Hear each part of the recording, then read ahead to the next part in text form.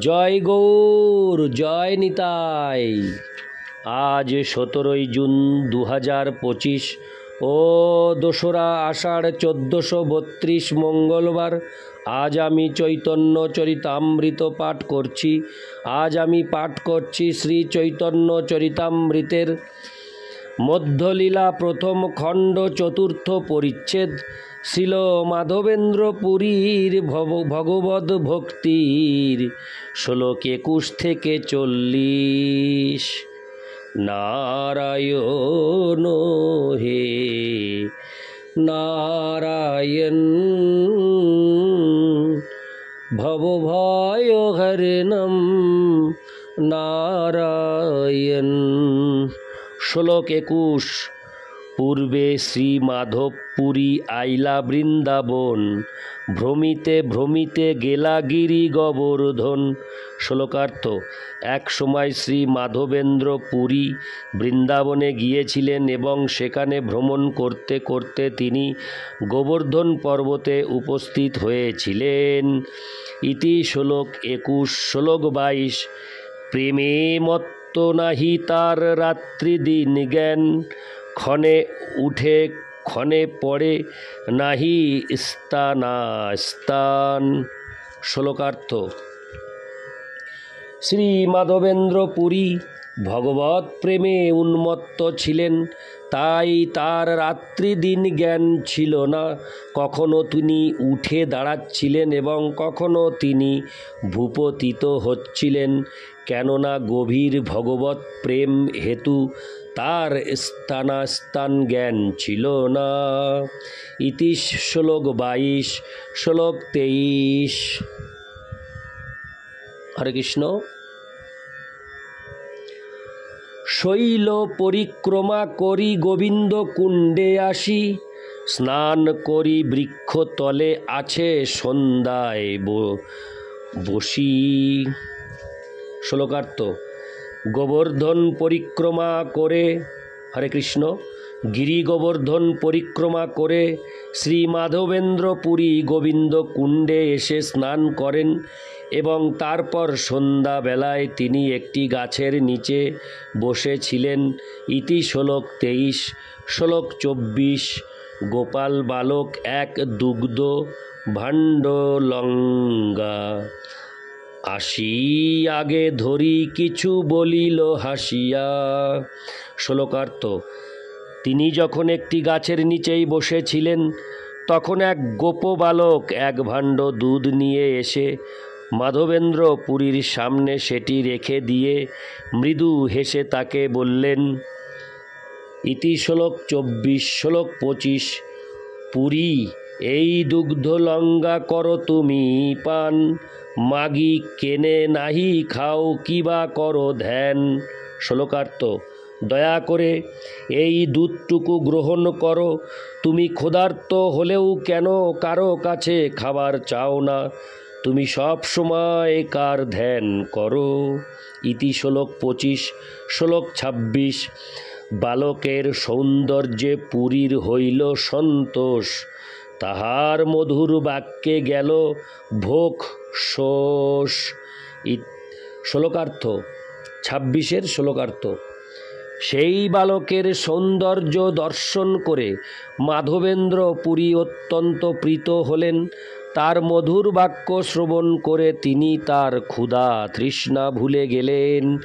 ইতি শ্লোক 26। শ্লোক 27। পুরী কহে কে তুমি, কাহা তোমার বাস, কেমতে জানিলে আমি করি উপবাস। শ্লোকার্থ। মাধবেন্দ্র পুরী তাকে জিজ্ঞাসা করলেন, তুমি কে, তুমি কোথায় থাকো, আর তুমি কিভাবে জানলে যে আমি উপবাস করি? ইতি শ্লোক 27। শ্লোক 28। বালক কহে গোপ আমি এই গ্রামে বসি, আমার গ্রামেতে কেহ না রহে উপবাসী। শ্লোকার্থ। বালকটি তখন উত্তর দিল, আমি গোপ বালক, এই গ্রামেই আমার বাস, আমাদের এই গ্রামে কেউ উপবাসী থাকে না। ইতি শ্লোক 28। শ্লোক 29। কেহ অন্ন মাগি খায়, কেহ দুগ্ধাহার, অযাচক জনে আমি দিয়ে তো আহার। শ্লোকার্থ: কেউ অন্ন ভিক্ষা করে খায়, কেউ আবার শুধুমাত্র দুগ্ধ আহার করে, আর কেউ যদি অন্ন আদি ভিক্ষাও না করে এবং না খায়, তাহলে আমি তাদের আহার্য বস্তু সরবরাহ করি। ইতি শ্লোক 29। শ্লোক 30। জল নিতে স্ত্রীগণ তোমারে দেখি গেল, স্ত্রী সব দুগ্ধ দিয়া আমারে পাঠাইল। শ্লোকার্থ: জল নিতে যে সকল স্ত্রীর লোকেরা এসেছিলেন তারা তোমাকে দেখে জিজ্ঞাসা, হরে কৃষ্ণ, তারা তোমাকে দেখে গিয়েছেন এবং তারাই আমাকে তোমার জন্য এই দুধ দিয়ে পাঠিয়েছেন। ইতি শ্লোক 30। শ্লোক 31। গো দহন করিতে চাহি, শীঘ্র আমি যাব, আর বার আসি আমি এই ভাণ্ড লইব। শ্লোকার্থ: সেই বালকটি আরও বলল, শীঘ্রই আমাকে গো দহন করতে যেতে হবে, তবে আমি আবার ফিরে এসে এই ভাণ্ডটি নিয়ে যাব। ইতি শ্লোক 31। শ্লোক 32। এত বলি গেলা বালক হরে কৃষ্ণ, এত বলি গেলা বালক না দেখিয়ে আর, মাধব পুরীর চিত্তে হইল চমৎকার। শ্লোকার্থ: এই বলে সেই বালকটি সেখান থেকে চলে গেল, তাকে আর দেখা গেল না, এবং মাধবেন্দ্র পুরীর চিত্ত এক অপূর্ব অনুভূতিতে পূর্ণ হয়ে উঠল। ইতি শ্লোক 32। শ্লোক 33। দুগ্ধপান করি ভাণ্ড ধুঙ্গা রাখিলা, বাট দেখে সে বালক পুনঃ না আইল। শ্লোকার্থ: যেই দুধটুকু পান করে মাধবেন্দ্র পুরী ভাণ্ডটি ধুয়ে রাখলেন এবং সেই বালকটির ফিরে আসার জন্য প্রতীক্ষা করতে লাগলেন, কিন্তু সেই বালকটি আর ফিরে এলো না। ইতি শ্লোক 33। শ্লোক 34। বসি নাম লয় পুরী নিদ্রা নাহি হয়, শেষ রাত্রে তন্দ্রা হইল বাহ্যবৃত্তি লয়। শ্লোকার্থ: মাধবেন্দ্র পুরী ঘুমোতে পারলেন না, তিনি বসে বসে হরে কৃষ্ণ মহামন্ত্র জপ করতে লাগলেন। শেষ রাত্রে তার একটু তন্দ্রা এলো এবং তখন তার বাহ্য চেতনা লোপ পেল। ইতি শ্লোক 34। শ্লোক 35। স্বপ্নে দেখে সেই বালক সন্মুখে আসিঙ্গা, এক কুঞ্জে লঙ্গা গেল হাতেতে ধরিঙ্গা। শ্লোকার্থ: স্বপ্নে মাধবেন্দ্র পুরী দেখলেন যে সেই বালকটি তার সামনে এসে তার হাত ধরে তাকে একটি কুঞ্জে নিয়ে গেল। ইতি শ্লোক 35। শ্লোক 36।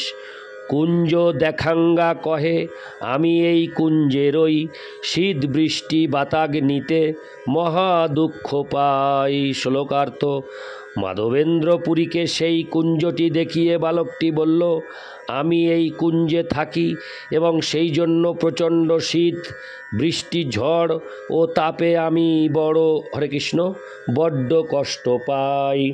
ইতি শ্লোক 36। শ্লোক 37। গ্রামের লোক আনি আমা কাড়ো কুঞ্জ হইতে, পর্বত উপরি লঙ্গা রাখো ভালো মতে। শ্লোকার্থ: গ্রামের লোকদের নিয়ে এসে তাদের সাহায্যে আমাকে এই কুঞ্জ থেকে নিয়ে যাও, তারপর আমাকে ভালোভাবে পর্বতের উপরে রাখো। ইতি শ্লোক 37। শ্লোক 38।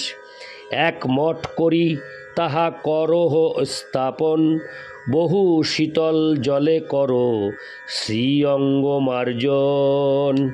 শ্লোকার্থ: সেই পর্বতের উপর একটি মন্দির প্রতিষ্ঠা করো এবং সেখানে আমাকে স্থাপন করো। তারপর প্রচুর পরিমাণে শীতল জল দিয়ে আমার শ্রী অঙ্গ মার্জন করো। ইতি শ্লোক 38। শ্লোক 39। বহুদিন তোমার পথ করি নিরীক্ষণ, কবে আসি মাধব আমা করিবে সেবন। শ্লোকার্থ: বহুদিন ধরে আমি তোমার পথ চেয়ে বসেছিলাম। আমি মনে মনে ভাবছিলাম কবে মাধবেন্দ্র পুরী এখানে আসবে এবং আমার সেবা করবে। ইতি শ্লোক 39। শ্লোক 40। তোমার প্রেমবশে করি সেবা অঙ্গীকার, দর্শন দিয়া নিস্তারিব সকল সংসার। শ্লোকার্থ: আমার প্রতি তোমার ঐকান্তিক প্রেমের প্রভাবে আমি তোমার সেবা গ্রহণ করেছি, তাই আমি এভাবেই প্রকাশিত হব এবং আমার দর্শন দান করে জগতের সমস্ত অধঃপতিত জীবদের উদ্ধার করব। ইতি শ্লোক 40। নারায়ণ হে নারায়ণ, ভবভয়হরণম নারায়ণ। জয় গৌর, জয় নিতাই।